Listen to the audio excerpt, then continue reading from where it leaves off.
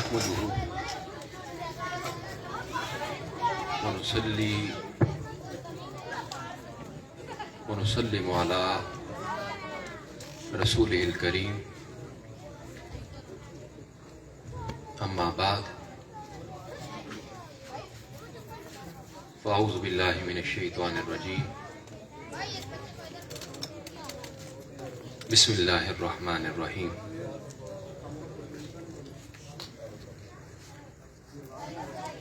قال الله تبارك وتعالى في القرآن المجيد والفرقان الحميد ورحمتي وسعت كل شيء وقال الله تبارك وتعالى في مقام آخر وعلمك ما لم تكن تعلم صدق الله مولانا العظيم وصدق رسوله النبي الأمين الكريم ونحن على ذلك من الشاهدين والشاكرين والحمد لله رب العالمين.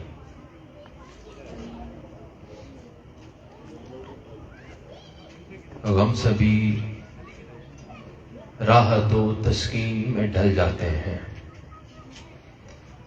غم سبھی راحت و تسکین میں ڈھل جاتے ہیں، جب گرم ہوتا ہے حالات بدل جاتے ہیں، اور آ گئے ہیں تیرے قدموں میں یہ سن کر ہم بھی، آ گئے ہیں تیرے قدموں میں یہ سن کر ہم بھی، تیرے قدموں میں جو گرتے ہیں سنبھل جاتے ہیں، اور اس میں احمد کا وظیفہ ہے ہر ایک غم کا علاج، اس میں احمد کا وظیفہ ہے ہر ایک غم کا علاج، لاکھ خطرے ہوں اسی نام سے ٹل جاتے ہیں، لاکھ خطرے ہوں اسی نام سے ٹل جاتے ہیں۔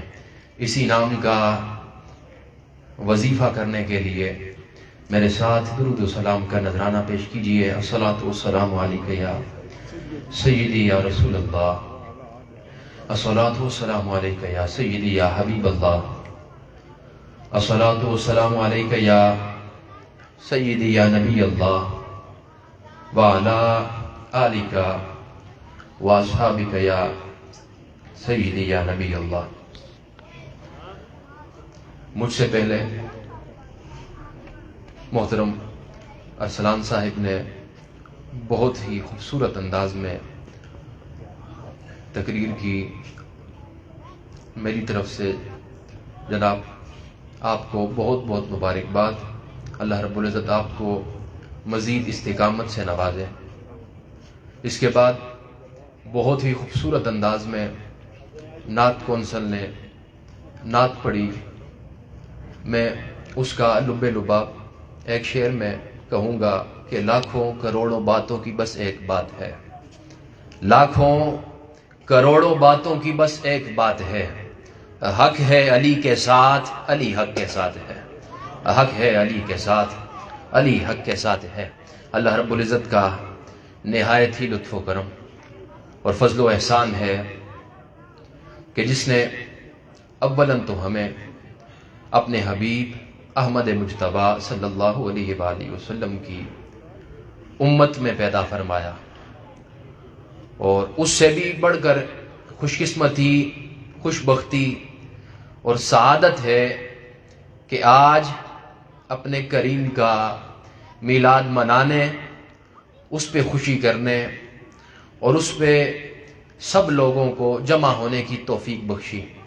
اللہ رب العزت آپ سب کا یہاں آنا اور میرا یہاں بیان کرنا پیر صاحب کی نگرانی میں قبول و منظور فرمائے۔ عام طور پہ میں اپنے علاقے میں جتنے بھی خطاب کیے، میرا اولین مقصد محض بات پہنچا دینا، وما علینا الا البلاغ کے تناظر میں، کہ بات محض پہنچا دی جائے، لیکن آج چونکہ ذکر کریموں کا ہے تو بات فقط میں نے پہنچانی نہیں ہے، بات سمجھانی بھی ہے۔ تو جو چاہتا ہے کہ خطاب سننے کے ساتھ ساتھ بات بھی سمجھے، اس پہ عمل بھی کرے، تو سبحان اللہ کہیے۔ جو سمجھنا چاہتا ہے اونچی آواز میں سبحان اللہ کہیے۔ میں بلا تمہید و بلا مثال اپنی گفتگو کی طرف آتا ہوں۔ میں نے آپ کے سامنے قرآن کریم فرقان حمید کی آیت مبارکہ تلاوت فرمائی۔ اللہ رب العزت نے فرمایا کہ وَرَحْمَتِي وَسِعَتْ كُلَّ شَيْءٍ، کہ میری رحمت ہر چیز سے وسیع ہے۔ اور چونکہ آج سمجھانا بھی ہے تو آپ سے پوچھتا ہوں، اگر میں اس طرح سے کہوں کہ میری رحمت ہر چیز سے بلند ہے تو یہ ٹھیک ہے یا نہیں؟ نفیس صاحب، اگر میں کہوں کہ ہر شے کو میری رحمت کی ضرورت ہے تو ٹھیک ہے یا نہیں؟ پیر صاحب، اگر میں کہوں کہ میری رحمت نہ ہوتی تو میں یہ کائنات نہ بناتا تو غلط یہ بھی نہیں۔ تو کچھ رحمتوں، برکتوں اور نعمتوں کو دیکھیے، کچھ مثالیں دے کے اپنی بات کی طرف آتا ہوں۔ عالم جمادات کو دیکھیے، بڑے بلند و بالا خوبصورت پہاڑ دلکش، کوہ کراکرم، کوہ ہندو کش، کوہ کمالیہ، ان سارے پہاڑوں کو دیکھنے کے بعد واپس قرآنی پیغام پہ آئیے تو قرآنی پیغام یہی کہتا نظر آئے گا کہ وَرَحْمَتِي وَسِعَتْ كُلَّ شَيْءٍ، کہ ساری چیزوں کو دیکھنے کے بعد تم ایک ہی چیز دیکھو گے کہ میری رحمت ہر چیز سے بلند ہے۔ آگے آئیے، عالم نباتات کو دیکھیے، چھوٹا سا بیج ہے، اپنے ہاتھ میں رکھیے، اسے اگر مسلے تو 1 منٹ میں مسل دیا جاتا ہے۔ اس بیج کو اگر زمین میں بو دیا جائے تو کچھ عرصے بعد زمین کا سینہ پھاڑ کر، زمین کا سینہ چیر کر ایک پھلدار درخت بن جاتا ہے، مختلف قسم کے پھل پھول بنتے ہیں۔ یہ ساری خوبصورتیاں اور رنگینیاں دیکھنے کے بعد پھر قرآنی پیغام یہی نظر آتا ہے کہ وَرَحْمَتِي وَسِعَتْ كُلَّ شَيْءٍ، کہ یہ ساری چیزیں جو دیکھ رہے ہو ان سے میری رحمت وسیع و بلند و عظمت والی ہے۔ آگے آئیے، اس انسان کو دیکھیے کہ جس انسان کے بارے میں اللہ رب العزت قرآن میں کہہ رہا ہے کہ لَقَدْ خَلَقْنَا الْإِنسَانَ فِي أَحْسَنِ تَقْوِيمٍ، کہ میں نے انسان کو ایک بہترین صورت میں پیدا فرمایا۔ اس انسان کو دیکھنے کے بعد بھی واپس قرآنی پیغام پہ آئیے تو قرآن یہی کہتا نظر آتا ہے کہ وَرَحْمَتِي وَسِعَتْ كُلَّ شَيْءٍ، کہ میری رحمت ہر چیز سے بلند ہے۔ یہ تو رہی دنیاوی چیزیں، فرش کی چیزیں۔ عرش پہ جائیے، عالم ملکوت کو دیکھیے، عالم جبروت کو دیکھیے، عالم ہاہوت کو دیکھیے، عرش، لوح، قلم، کرسی، ساری کی ساری چیزوں کو دیکھیے۔ واپس قرآنی پیغام پہ آئیے تو قرآنی پیغام یہی نظر آتا ہے کہ وَرَحْمَتِي وَسِعَتْ كُلَّ شَيْءٍ، کہ میری رحمت ہر چیز سے وسیع ہے۔ تو مالک، ہم تیری اس رحمت کے متعلق جاننا چاہتے ہیں۔ ہم کسی ایک ایسی انسانی متشکل صورت کو دیکھنا چاہتے ہیں کہ جس ایک صورت کو دیکھیں تو تیری تمام کی تمام رحمتیں اس کے اندر نظر آتی چلی جائیں۔ مالک، ہم کسی ایک انسانی مجسم تصویر کو دیکھنا چاہتے ہیں کہ اس کو دیکھیں تو ساری کی ساری رحمتیں تیری نظر آتی چلی جائیں۔ تو اللہ رب العزت نے کہا کہ تم دیکھنا چاہتے ہو، آپ سننا چاہتے ہیں، سبحان اللہ کہیے، سننا چاہتے ہیں۔ تو مالک نے کہا کہ تم دیکھنا چاہتے ہو؟ جی مالک، دیکھنا چاہتے ہیں۔ فرمایا سنو، مجھے تمہارا مانگنا پسند آ گیا ہے، مجھے تمہارا طلب کرنا پسند آ گیا ہے، مجھے تمہارا التجا کرنا پسند آ گیا ہے۔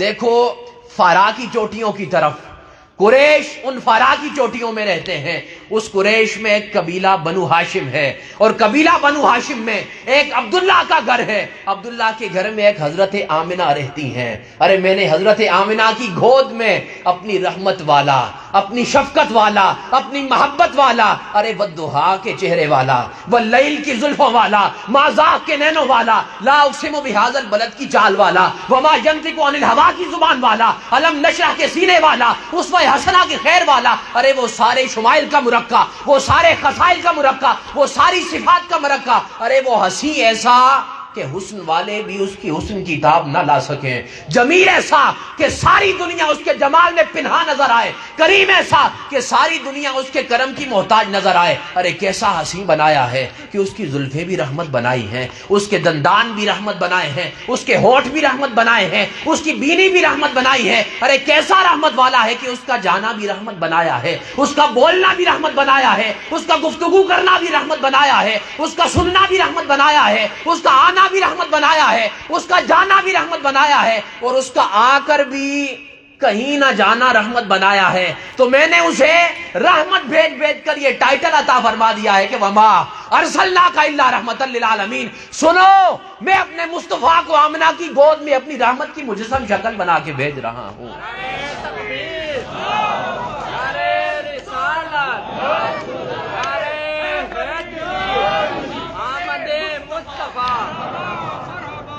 گویا کہ تمام کی تمام رحمتوں کو کسی ایک مجسم صورت میں دیکھنا چاہیں تو وہ ذات کون سی ہے؟ ذات مصطفیٰ صلی اللہ علیہ وآلہ وسلم۔ کون سی ذات ہے؟ ذات مصطفیٰ۔ اب گفتگو کے دوسرے رخ کی طرف آئیے جو میں نے آج سمجھانا ہے۔ دیکھیے، حضور علیہ الصلوۃ والسلام کے میلاد منانے کا مقصد کیا ہے؟ حضور سے محبت۔ کیا ہے؟ حضور سے جو حضور سے محبت کرتا ہے، ڈٹ کے بولیے سبحان اللہ، ڈٹ کے بولیے سبحان اللہ۔ تو ہمارا میلاد منانے کا مقصد حضور سے محبت ہے۔ میں اگر بات کہوں کہ محبت دلیلوں کی محتاج نہیں ہوتی تو آپ اس بات کو مانیں گے یا نہیں مانیں گے؟ محبت دلیلوں کی محتاج نہیں ہوتی۔ اب آپ کہیں کہ اس کی دلیل کیا ہے کہ محبت دلیلوں کی محتاج نہیں ہوتی؟ آئیے، کسی شریعت میں نہیں لکھا کہ اللہ کے نام پہ مانگا جائے تو سارا گھر دے دو۔ کسی شریعت میں لکھا ہو، آپ نے کہیں پہ پڑھا ہو کہ اللہ کے نام پہ مانگا جائے تو سارا گھر دے دو؟ ارے شریعت تو کہتی ہے کہ پہلے اپنے لیے رکھو، اہل و عیال کے لیے رکھو پیر صاحب، اس کے بعد اپنی بنیادی ضروریات کو پورا کرو، اس کے بعد اللہ کی راہ میں خرچ کرو۔ شریعت کا ہمارے پاس میجرمنٹ پیمانہ تو یہ ہے، لیکن دوسری طرف ابو بکر ہے کہ گھر میں سوئی بھی نہیں چھوڑی۔ ابو بکر تو گھر میں سوئی بھی نہیں چھوڑ رہے۔ تو میں حضرت ابو بکر صدیق رضی اللہ تعالیٰ عنہ سے سوال کرتا ہوں کہ حضور آپ بتائیے،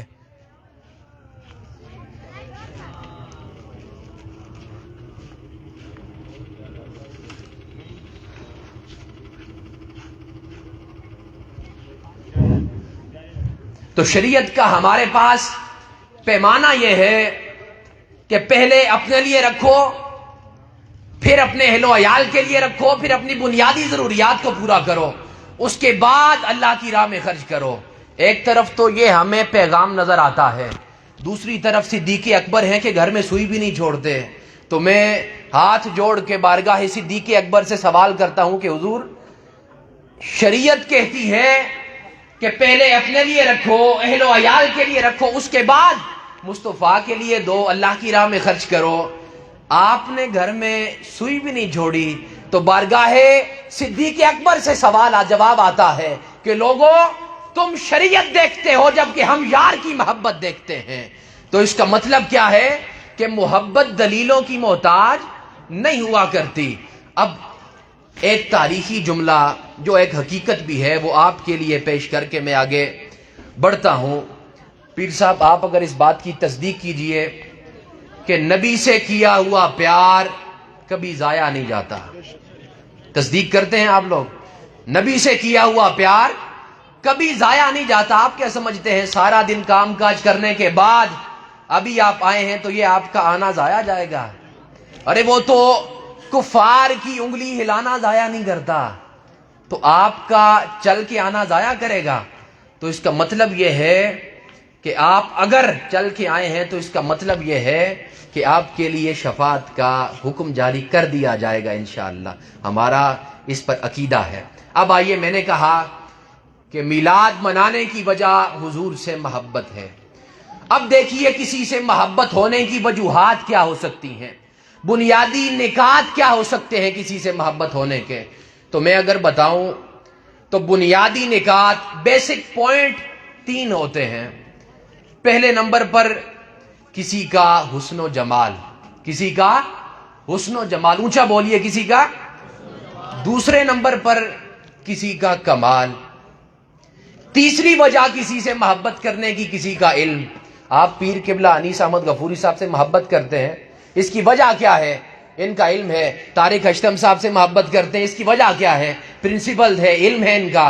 حضور سیدی شیخ الاسلام سے محبت کرتے ہیں، اس کی وجہ کیا ہے؟ ان کا علم ہے. تو محبت کی تیسری وجہ علم ہے. اب میں ان تینوں کو اپنے مقید وقت کے اندر بیان کرنے کی کوشش کروں گا. پہلی پہ آئیے.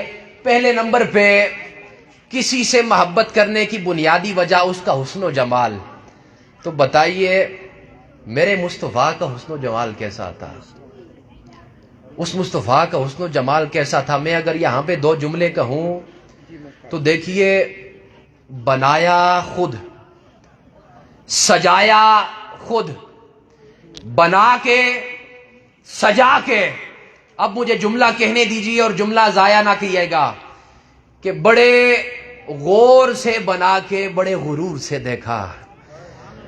تو میں سوچ رہا تھا کہ مالک تو نے ساری صفات اپنے حبیب کو عطا فرما دی. ہمارے اوپر الزام لگایا جاتا ہے کہ ہم معاذ اللہ حضور کو اللہ کا شریک ٹھہراتے ہیں.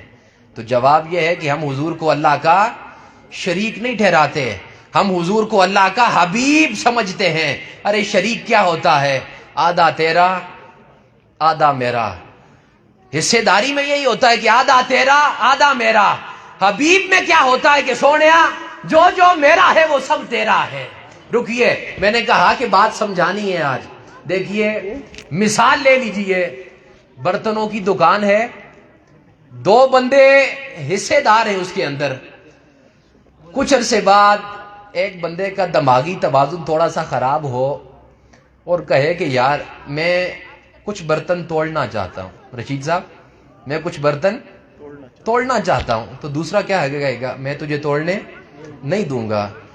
اس کا مطلب کیا ہے؟ وہ کہے گا کہ تو آدھے کا شریک ہے، اپنے برتن علیحدہ کر، اس کے بعد توڑ، تیری اپنی مرضی ہے. تو اس کا مطلب شریک تو برتن بھی توڑنے نہیں دیتے. حبیب کسے کہتے ہیں؟ محبوب رات کو سویا ہوا، آنکھ کھلی، آسمان پہ دیکھا 14ویں کا چاند چمک رہا ہے.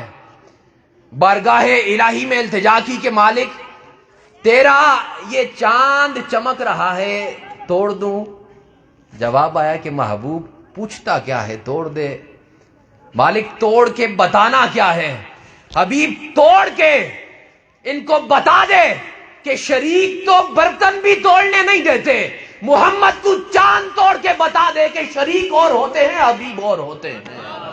تو اللہ نے مصطفیٰ کو اپنا حبیب بنایا ہے. ہم پاگل نہیں ہیں کہ مصطفیٰ کو اللہ کا شریک ٹھہرائیں. ارے مصطفیٰ کو اللہ کا شریک ٹھہرانے سے حضور کی شان بڑھتی نہیں، کم ہوتی ہے. ہم پگلے نہیں ہیں، ہم مصطفیٰ کو اللہ کا حبیب ٹھہراتے ہیں کہ سونیا جو جو میرا ہے وہ سب تیرا ہے.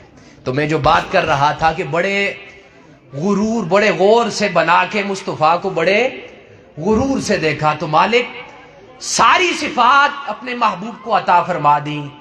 ایک صفت ہے المتکبر جو اپنے محبوب کو عطا نہیں فرمائی. اس کی وجہ کیا ہے؟ تو جواب آتا ہے کہ فیضان تکبر، کبر، بڑائی تو وہ کرے نا کہ جس کا محبوب مصطفیٰ ہو. تو اس کا مطلب ہمیں پتہ یہ چلتا ہے کہ اللہ نے اگر اپنے لیے صفت المتکبر رکھی ہے تو اس کا مقصد فقط محبوب محمد مصطفیٰ صلی اللہ علیہ وآلہ وسلم ہے. تو آپ آگے آئیے، کیسا حسین بنایا، بنا کے سجا کے. مصطفیٰ بن گئے، مصطفیٰ سج گئے. جب پہلی نظر دیکھا بنانے کے بعد، وہ حدیث مصطفیٰ بیان کرتے ہیں کہ انا مرآت الرحمن، کہ میں رحمان کا آئینہ ہوں. آپ سے سوال ہے، کبھی آپ نے آئینہ دیکھا ہو، اپنا چہرہ دیکھیں اور اس میں کبھی میرا عکس نظر آیا ہو؟ کسی کے ساتھ ہوا ہو ایسے؟ ہر بندہ اپنا چہرہ دیکھتا ہے، اپنا عکس نظر آتا ہے. لیکن یہاں پہ کیا ہو رہا ہے؟ فرش پہ، عرش پہ، کہ محبوب بن گیا، محبوب سج گیا۔ اب بنا کے سجا کے جب پہلی نظر دیکھا، جب اپنا عکس چہرہ مصطفیٰ میں نظر آیا، تو اللہ رب العزت نے فرمایا کہ فلا وربک، کہ محبوب آج تک آدم سے لے کر عیسیٰ تک کسی کی قسم نہیں اٹھاتا کہ میں تیرا رب ہوں۔ آج تجھے بنانے کے بعد یہ کہتا ہوں کہ لولا لما خلقت الافلاک، تجھے نہ بناتا تو کائنات نہیں بنانی تھی۔ لولا لما خلقت السماوات والارض، مصطفیٰ آپ کو نہ بناتا تو یہ زمین و آسمان نہیں بنانے تھے۔ آخر میں حد کی اور کہا کہ لولا لما اظہرت الربوبیہ، مصطفیٰ تجھے بنانا مقصود نہ ہوتا تو میں اپنا رب ہونا ہی ظاہر نہ کرتا۔ تو اس کا مطلب کیا ہے کہ عرش پہ یہ چل رہا تھا، فرش پہ کیا چل رہا ہے؟ حضور کا شانہ اقدس سے باہر تشریف لائے، صدیق اکبر دیدار کے لیے کھڑے ہیں، عمر فاروق مصطفیٰ کو دیکھنے کے لیے کھڑے ہیں، طلحہ و زبیر کھڑے ہیں، شیر خدا کھڑے ہیں، ذوالنورین کھڑے ہیں، سارے کے سارے صحابہ کرام کھڑے ہیں۔ اور حضور آئے اور کہا کہ میرے صحابہ، تم مجھے دیکھتے ہو تو یہ نہ سمجھنا کہ مجھے دیکھتے ہو۔ حضور آپ کے کہنے کا مقصد کیا ہے؟ ہم تو آپ کو دیکھتے ہیں، آپ کا ہی نظارہ کرتے ہیں ہر وقت۔ حضور نے فرمایا کہ یہ نہ سمجھنا کہ مجھے دیکھتے ہو تو فقط مجھے دیکھتے ہو۔ حضور کیا مطلب؟ حضور نے فرمایا کہ من رآنی فقط رآنی الحق، صحابہ تم چہرہ مصطفیٰ کا دیکھتے ہو، جلوہ خدا کا نظر آتا ہے اس کے اندر۔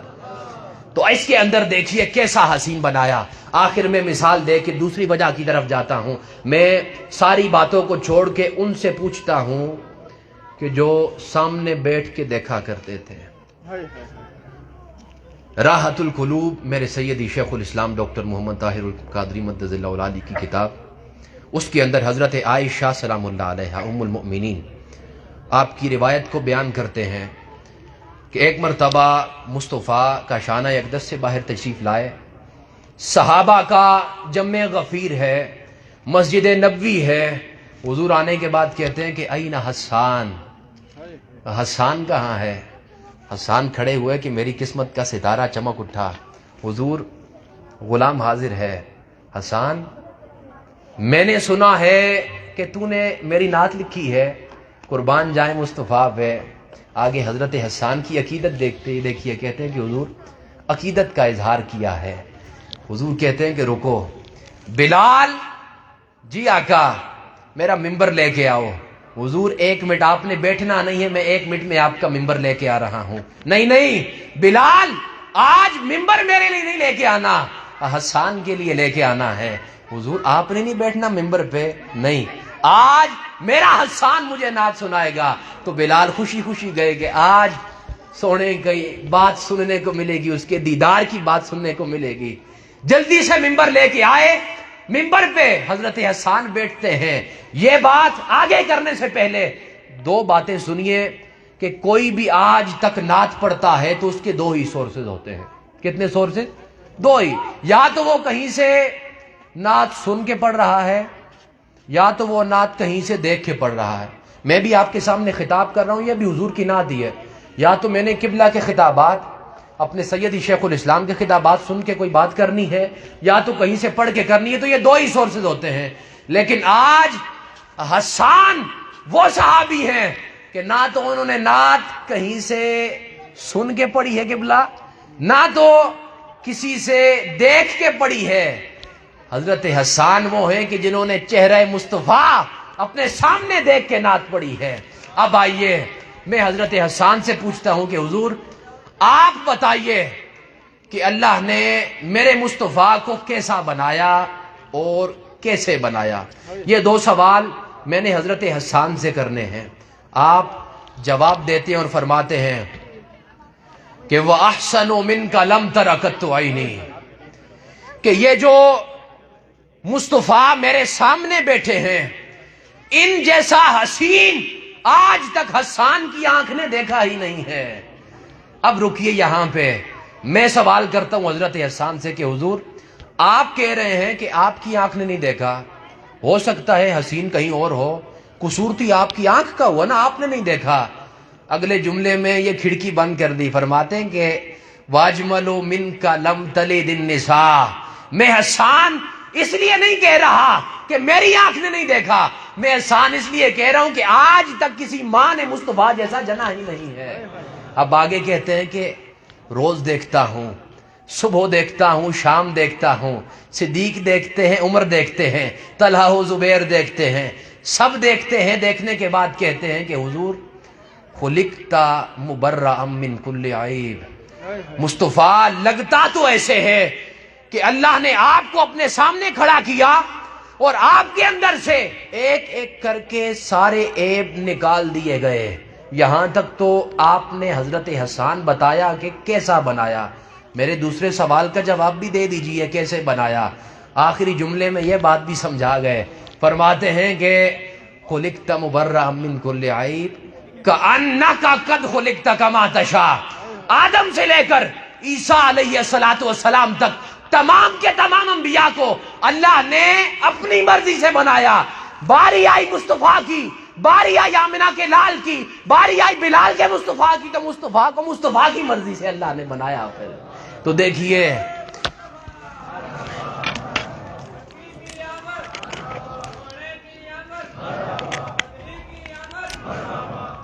تو میں کہوں کہ جس سے ترتیب دیے حسن محمد کے نقوش، جس سے ترتیب دیے حسن محمد کے نقوش، دست نقاش ازل نے وہ قلم توڑ دیا کہ محبوب کو بنانے کے بعد قلم توڑ دیا گیا کہ اس سے زیادہ حسین اور کوئی نہیں ہو سکتا۔ دوسری وجہ پہ آئیے اختصار کے ساتھ دیکھیے۔ پہلی وجہ کسی سے محبت کرنے کی کسی کا حسن و جمال، دوسری وجہ کسی کا کمال۔ دیکھیے بڑے بڑے لوگوں کو اللہ نے کمال عطا فرمائے، دنیا میں بھی دیکھ لیے بڑے بڑے لوگوں کو اللہ نے کمال عطا فرمائے۔ اس سے اوپر والی سپرلیٹو ڈگری پہ جائیے، انبیاء کو دیکھتے ہیں، انبیاء میں سے بھی حضور سے پہلے آخری نبی حضرت عیسیٰ کو دیکھتے ہیں۔ آپ کو اللہ نے معجزہ عطا فرما رکھا تھا کہ جسے طبیب لا علاج قرار دے دے، عیسیٰ دست شفقت پھیرتے اللہ اسے دوبارہ زندہ کر دیتا تھا۔ تو اس کا مطلب طبیب، یونان کی طب بڑی مشہور ہے، وہ بڑی کوشش کرتے، آخر تک کوشش کرتے رہتے، جب نبض ٹوٹ گئی امید چھوٹ گئی، اس کے بعد پھر نبی کی نبوت شروع ہوتی ہے۔ جب یونان کی طب کسی کو لا علاج قرار دیتی تھی، کسی کی روح اس کی جان سے نکل جاتی، تو عیسیٰ کب باذن اللہ کہتے گئی ہوئی روح کو اللہ رب العزت دوبارہ واپس پلٹا دیتے ہیں۔ یہ جناب عیسیٰ علیہ السلام کا کمال ہے۔ اس کے اندر ایک اور دیکھیے، ایک نقطہ اس کو غور سے سنیے گا کہ حضرت عیسیٰ علیہ السلام نے، ارسلان صاحب، حضرت عیسیٰ علیہ السلام نے ان کو زندہ کیا جن میں پہلے کبھی روح تھی۔ میں دوبارہ بات کہہ دیتا ہوں کہ حضرت عیسیٰ علیہ السلام نے ان کو زندہ کیا جو کبھی زندہ تھے۔ یہ جناب عیسیٰ کا کمال ہے۔ آؤ جناب آمنہ کے لال کا کمال بتاتا ہوں کہ میرے مصطفیٰ نے اس کو زندہ کیا جس کا کبھی روح سے تعلق ہی نہیں تھا۔ مشہور واقعہ آپ کے سامنے بیان کرتا ہوں۔ ابو جہل ہے، پتہ نہیں کہاں سے کنکریاں اٹھا کے مٹھی بند کی، بارگاہ مصطفیٰ میں آ گیا۔ یہ مشہور روایت سنی ہے نہیں سنی آپ لوگوں نے؟ آج مجھ سے بھی سنیے، کیا پتا کوئی نئی بات آپ کو پتا چل جائے۔ حضور کی بارگاہ میں آیا اور پہلا جملہ بارگاہ مصطفیٰ میں آ کے کہتا ہے کہ اے محمد صلی اللہ علیہ وآلہ وسلم، آپ اللہ کے رسول ہیں۔ پہلا سوال کیا تھا کہ آپ اللہ کے رسول ہیں؟ تو قربان جائیں جوامع الکلم کی صفت والے مصطفیٰ پر۔ آپ فرماتے ہیں کہ الحمدللہ میں اللہ کا رسول بن کے آیا ہوں۔ حضور جو سمجھ گئے تھوڑی سی داد دیجئے، دوبارہ سنیے، بات کو تھوڑا سا کھول دیتا ہوں۔ حضور جو آ کے بنے وہ اور ہوتا ہے، جو بن کے آئے وہ اور ہوتا ہے۔ بات کو اب پورا کھول دیتا ہوں کہ جو آ کے بنے اسے قادیان کا دجال کہا جاتا ہے، اور جو بن کے آئے اسے آمنہ کا لال کہا جاتا ہے۔ تو میں اللہ کا رسول بن کے آیا ہوں، آ کے نہیں بنا۔ اب اگلا جملہ، اگر اللہ کے رسول ہیں تو بتائیے میری مٹھی میں کیا ہے؟ دوبارہ سنیے، اگر اللہ کے رسول ہیں، کیا مطلب اس بات کا؟ اگر اللہ کے رسول ہیں تو بتائیے میری مٹھی میں کیا ہے؟ ابو جہل بڑے A+ گریڈ کا کافر تھا، VIP قسم کا کافر، لیکن اس جہالت کے باوجود بھی وہ جانتا تھا کہ جو رسول ہو وہ غیب جانتا ہے۔ اگر اللہ کے رسول ہیں تو بتائیے میری مٹھی میں کیا ہے؟ جواب میں کریم مسکرائے اور فرمایا کہ میں بتاؤں مٹھی میں کیا ہے، یا جو مٹھی میں ہے وہ بتائے کہ میں کون ہوں؟ رکیے، بات سنیے، میں سمجھانی ہے بات۔ آج آپ لاہور سے کسی مفتی صاحب کو بلائیے، اسلام آباد سے بلائیے، یہاں آ گئے، آ کے ارسلان صاحب آپ انہیں کہیے کہ قبلہ ہم نے آپ کو اس لیے بلایا ہے کہ آپ ہمیں وضو کے فرائض بتائیے۔ مفتی صاحب کہیں گے کہ تمہارا دماغ کام کرتا ہے، مطلب یہاں کسی مسجد کے مولوی کسی عالم سے پوچھ لیتے، یہ وضو کے فرائض پوچھنے کے لیے تم نے مجھے یہاں بلایا ہے، تو وہ تو غصہ کرے گا آگے سے۔ مجھے بتائیے کہ ہم لوگوں نے سوال مفتی صاحب کے معیار کا کیا کہ وضو کے فرائض بتائیے؟ مفتی صاحب کے معیار کا سوال نہیں تھا۔ یہاں پہ دیکھیے، بتائیے مٹھی میں کیا ہے؟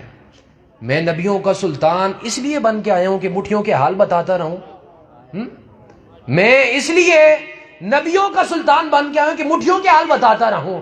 تو معیار وہ تو جاہل تھا ابو جہل، اس کا کیا معیار ہونا؟ معیار کریم نے خود بلند کیا اور کہا میں بتاؤں مٹھی میں کیا ہے، یا جو مٹھی میں ہے وہ بتائے کہ میں کون ہوں؟ یہاں پر بھی رکیے، گھر میں کھیل رہے ہیں چھوٹے بچوں کے ساتھ، مٹھی فضا میں لہرائی، خالی، بچے کو کہا کھولو، بڑی مشقت سے بچے نے مٹھی کھولی، مٹھی خالی تھی۔ یہاں پر یہ امکان تھا یا نہیں کہ مٹھی خالی ہو؟ لیکن کریم کا جواب سنیے، حضور نے کہا میں بتاؤں مٹھی میں کیا ہے، یا جو مٹھی میں ہے وہ بتائے کہ میں کون ہوں؟ تو اس جو نے بتایا کہ مٹھی خالی نہیں ہے، تو مصطفیٰ غیب جاننے والے تھے۔ اب جب مصطفیٰ علیہ السلام نے یہ فرمایا، اس کے بعد اب ابو جہل ہنسا۔ ہنس کیوں رہا ہے؟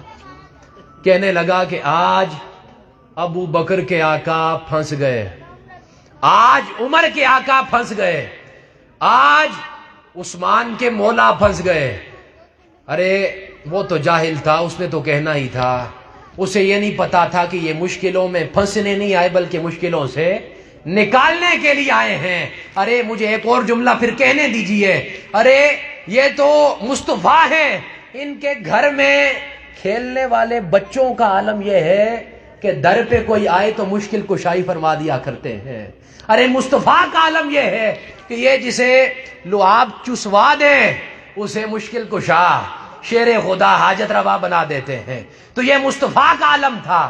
تو اب آگے آئیے، وہ ہنس رہا ہے، ہنس کیوں رہا ہے؟ اس نے کہا کہ میری مٹھی میں پتھر ہیں، حضور اگر بول کے حکم دے تو پتھر حکم سن نہیں سکتے، حضور اگر اشارہ کریں تو پتھر اشارہ دیکھ نہیں سکتے۔ چلے کسی طرح سے سن لیا پتھروں نے، کسی طرح سے دیکھ لیا، اب اگر وہ جواب میں بولنا چاہیں تو بول بھی نہیں سکتے۔ تو اس کا مطلب پتھر کے پاس نہ تو قوت سماج ہے، نہ تو قوت بصارت ہے، نہ تو قوت گویائی ہے۔ تو پھر مجھے کہنے دیجئے کہ جو ایک نظر میں پتھروں کو تینوں قوتیں عطا فرما دے اسے مصطفیٰ کہا جاتا ہے، اسے مصطفیٰ کہا جاتا ہے۔ اب آگے آئیے، یہاں یہ سمجھ لیجئے پتھر ہے، میں مٹھی بند کر رہا ہوں، آپ سب کو پتا ہے کہ اندر پتھر ہے، باہر سے کوئی نیا شخص آئے اسے پتا ہوگا کہ اندر کیا ہے؟ چلے اندر والے کو پتا ہوگا کہ باہر کون ہے؟ چلے آقا تو رسول تھے، رسالت کی نگاہ سے دیکھ لیا کہ اندر کیا ہے۔ پتھر کو کس نے بتا دیا کہ باہر کون ہے؟ پتھر کو کس نے بتا دیا کہ باہر مصطفیٰ کھڑے ہیں؟ تو پھر مجھے کہنے دیجئے مصطفیٰ کا علم ناپنے جاننے والوں، یہ تو پتھر کا عالم ہے کہ جس پہ مصطفیٰ نگاہ کر دیں تو اللہ اسے غیب عطا فرما دیتا ہے۔ اب آگے آئیے، مصطفیٰ کی مٹھی میں پتھروں نے لگایا نعرہ رسالت، آپ بھی لگائیے نعرہ رسالت۔ پتھر نے ابو جہل کی مٹھی میں لگایا نعرہ رسالت۔ یہ محمد الرسول اللہ نعرہ رسالت ہی ہے۔ جب نعرہ لگایا تو ابو جہل آ گیا غصے میں، کہنے لگا گھر میرا، ذکر مصطفیٰ کا، چار دیواری میری، ذکر مصطفیٰ کا، قبلہ قبضہ میرا، ذکر مصطفیٰ کا۔ تو وہ غصے میں آیا، غصے میں آ کے پتھر مصطفیٰ کے قدموں میں پھینکے، وہ پھینک گیا۔ مجھے پیغام مل گیا کہ جب تک پتھروں نے ذکر مصطفیٰ نہ کیا تھا وہ قید میں تھے، جیسے ہی مصطفیٰ کا ذکر کیا اللہ نے فوراً رہائی عطا فرما دی۔ تو پھر مجھے پیغام مل گیا کہ قید کسی بھی قسم کی ہو، غلامی کی ہو، بڑھاپے کی ہو، بے روزگاری کی ہو، بے اولادی کی ہو، ذکر مصطفیٰ کرتے رہنا تمہارا کام ہے، نجات عطا فرما دینا اللہ کا کام ہے۔ اب آگے آئیے، کتنا ٹائم؟ آخری پوائنٹ پہ میں آگے بات چلاتا ہوں، یا اس پوائنٹ کو یہاں پہ ختم کر کے تیسرے پہ آئیے چونکہ اختتام کا وقت ہے۔ تیسرا پوائنٹ، کسی سے محبت کرنے کی وجہ، کسی کا علم۔ میں نے کیا، کیونکہ سارے سمجھانے تو یہ ٹاپک انشاءاللہ پھر کبھی مکمل کروں گا۔ تیسری، کسی سے محبت کرنے کی وجہ اس کا علم۔ آج افسوس اس بات کے ہے کہ آج لوگ اس کا علم ناپنے پہ تلے ہیں جو خود کسی حساب میں نہیں آتا۔ آج وہ لوگ میرے مصطفیٰ کے علم کا وزن کرتے ہیں کہ جو خود بے وزن ہیں۔ ایک بات یاد رکھیے کہ نبی ہوتا ہی باخبر ہے۔ قبلہ فیصل صاحب، جو باخبر نہ ہو وہ نبی نہیں ہوتا۔ قرآنی آیت کو سنیے، اللہ رب العزت نے فرمایا کہ وَعَلَّمَكَ مَا لَمْ تَكُنْ تَعْلَمْ، کہ محبوب، یہ میں سادہ ترجمہ کرنے لگا ہوں کہ جو آپ کے علم میں نہیں تھا اللہ نے آپ کو وہ عطا فرما دیا۔ قبلہ سادہ ترجمہ جو عام کتابوں میں ملتا ہے کہ جو آپ کے علم میں نہیں تھا اللہ نے آپ کو وہ عطا کر دیا۔ ذرا میرے شیخ کا سکھایا ہوا منہاج کا ترجمہ سنیے اور جھوم جائیے، فقیروں کا ترجمہ فقیروں کی زبان سے سنیے۔ وَعَلَّمَكَ مَا لَمْ تَكُنْ تَعْلَمْ، سادہ ترجمہ، جو آپ کے علم میں نہیں تھا اللہ نے آپ کو وہ عطا کر دیا۔ اب میرے شیخ کا بتایا ہوا سنیے کہ سوہنیاں، جو ہے وہ تیرے علم میں ہے، جو ہے وہ تیرے علم میں ہے، اور جو تیرے علم میں نہیں وہ ہے ہی نہیں ہے، اللہ نے وہ بنایا ہی نہیں۔ جو کچھ بھی ہے وہ سب کچھ تیرے علم میں ہے۔ تو ہمارا عقیدہ ہے کہ نہیں کہ ہر ایک غلام کا چہرہ حضور جانتے ہیں۔ یہاں پھر مجھے عقیدے کا اظہار کرنے دیجئے ایک شعر کے اندر۔ عقیدے کا شعر ہے، سنیے، آخر میں ساتھ ریپیٹ کرواؤں گا کہ ڈٹھے ورک قرآن دے کھول سارے، تیری شان جیا نہیں کوئی اور ڈٹھا، تیری شان دا جڑا کرے مقابلہ، انہوں عاشقہ اصلی چور ڈٹھا، کوئی نور آکھے کوئی بشر آکھے، پیندا رات دنے ایہو شور ڈٹھا، اللہ والے نے گل مکا دیتی، تساں ہور ڈٹھا اسا ہور ڈٹھا، تساں ہور ڈٹھا اسا ہور ڈٹھا۔ لڑائی جھگڑے کی بات ہی نہیں ہے، تم نے اپنی نظر سے دیکھا، ہم نے اپنی نظر سے دیکھا۔ ارے نظر ابو جہل کی بھی دیکھتی تھی، نظر ابو بکر کی بھی دیکھتی تھی۔ تم نے جسے دیکھا اسے دیوار کے پیچھے کا بھی علم نہیں، ہم نے جسے دیکھا وہ بیٹھا فرش پہ ہوتا ہے، خبر فرش کی عرش کی عطا فرما دیتا ہے۔ ارے تم نے جسے دیکھا، تم نے جسے مانا وہ مر کے مٹی ہو گیا، ہم نے جسے مانا وہ کل بھی زندہ تھا، وہ آج بھی زندہ ہے، وہ مصطفیٰ کل بھی زندہ ہوگا، کیونکہ تساں اور ڈٹھا اسا اور ڈٹھا۔ اور یہ جو دیوار کے پیچھے والا علم ہے کہ تم نے جسے دیکھا اسے دیوار کے پیچھے کا بھی علم نہیں۔ میں اس کو ایک جملے میں اشارتاً بات، نہیں تو میں ڈیٹیل بتاتا، وقت نہیں ہے، اس ایک بات کو حضرت عمر نے یا ساریت الجبل کہہ کر دیوار کے ساتھ لگا دیا تھا، کیونکہ تسا اور ڈٹھا اسا اور ڈٹھا۔ مجھے ایک پیارا جملہ کہنے دیجئے، مجھے بڑا پیارا لگتا ہے، آپ سنیے۔ تم نے جسے دیکھا، یا اس طرح کہہ لوں کہ تسا اور ڈٹھا اسا اور ڈٹھا، تم نے حلیمہ کی بکریوں کے پیچھے پیچھے دیکھا ہے، تم نے حلیمہ کی بکریوں کے پیچھے پیچھے دیکھا ہے، ہم نے سدرہ پہ جبریل سے آگے آگے دیکھا ہے، کیونکہ تساں ہور ڈٹھا اسا ہور ڈٹھا۔ تم نے جسے دیکھا، کل قیامت کے دن اس کو شفاعت کا اختیار نہیں ہے، تم نے دیکھا ہی اسے ہے۔ ہم نے جسے دیکھا، مقام محمود اس مصطفیٰ کے انتظار میں ہے، کیونکہ تساں اور ڈٹھا اسا ہور ڈٹھا۔ آخر میں پیغام لے لیجئے حضور کی، یا اس سے پہلے مجھے بتائیے کہ ہر جگہ ایک نعرہ مشہور ہوتا ہے، ہم پیارے نبی کے، اونچا بولیے، ہم پیارے نبی کے، منٹھار نبی کے۔ آپ مجھے بتائیے کہ جو دیوانہ ہو اسے بتانے کی ضرورت ہے کہ میں دیوانہ ہوں؟ پھر کیوں کہتے ہیں جو دیوانہ ہو اسے بتانے کی ضرورت نہیں کہ میں دیوانہ ہوں؟ یہی منہاج القرآن کا کہنا ہے، یہی میرے شیخ کا بتانا ہے۔ نعرہ انہوں نے یہ دیا تھا کہ میلاد مناؤ، سیرت اپناؤ۔ ارے میرا ماننا اور میرے شیخ کا کہنا یہ ہے کہ ولادت تو محض ایک مرتبہ ہوئی ہے، 63 سال ولادت چلی یا سیرت چلی؟ سیرت چلی۔ تو یہاں بیٹھ کے میلاد مناؤ، اونچے اونچے نعرے لگاؤ، باہر جا کے گھر میں تم سے تمہاری والدہ ناراض ہو، تمہارا بھائی ناراض ہو، تمہاری بہن ناراض ہو، باہر جا کے گالیاں نکالیں، ایک دوسرے کو برا بھلا کہیں، غیبت کریں، چغلی، تکبر، حسد، یہ ساری باتیں اگر کریں تو معاف کیجئے گا، اس میلاد کا فائدہ کوئی نہیں ہے۔